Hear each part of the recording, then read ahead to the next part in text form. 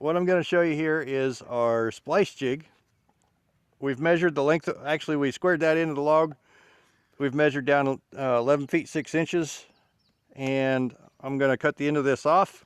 We'll get rid of that part, and then I'll flip this over and show you how to make the notch for our log splice.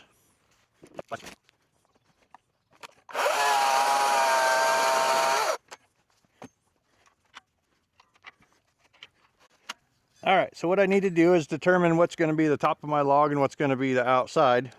So let me look here real quick. And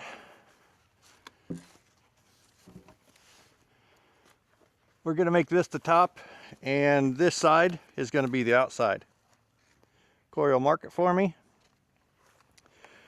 So I've already got 1/2 of the splice cut and set in place over there, and it's the bottom side, so the notch is on top.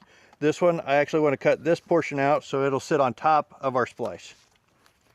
So that means the jig is going to have to go on this direction, but I need to find my center first.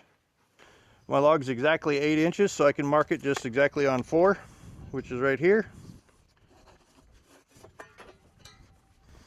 Now when I clamp my jig on, I'm going to line up on that center line, and I want to try and be right in these points just as precisely as I can get. And I'm also making sure the end of my jig is flush with the end of the log. I'm going to clamp it in place.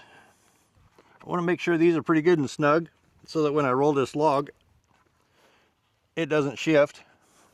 And once I get it stood up, I'm going to double check one more time just to make sure I'm still on the center line. Okay. Still looking good on our center line. Double check everything here. We're good. So now one vertical, one horizontal, and we've got our splice jig, or our splice notch.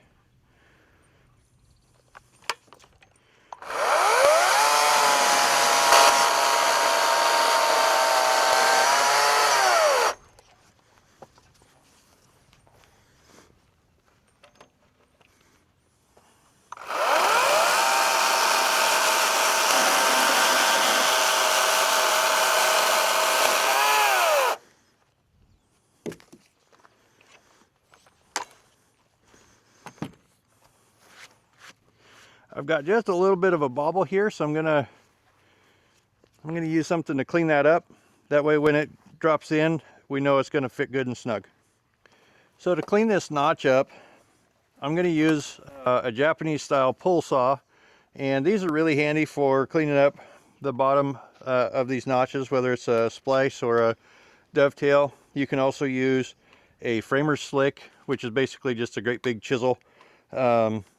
All I'm doing is there's just a little bit of a bobble here. I just want to clean that out so when it sits down on there, it fits up really nice and tight. That bobble is right there.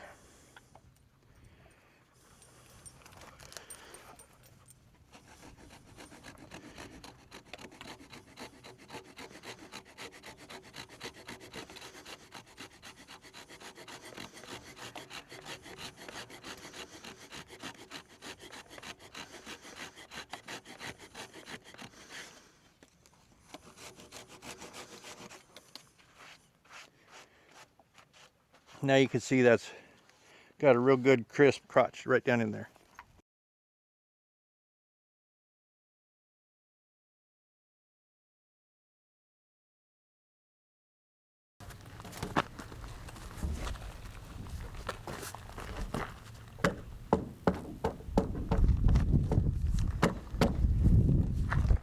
So there's our splice in the middle of our logs.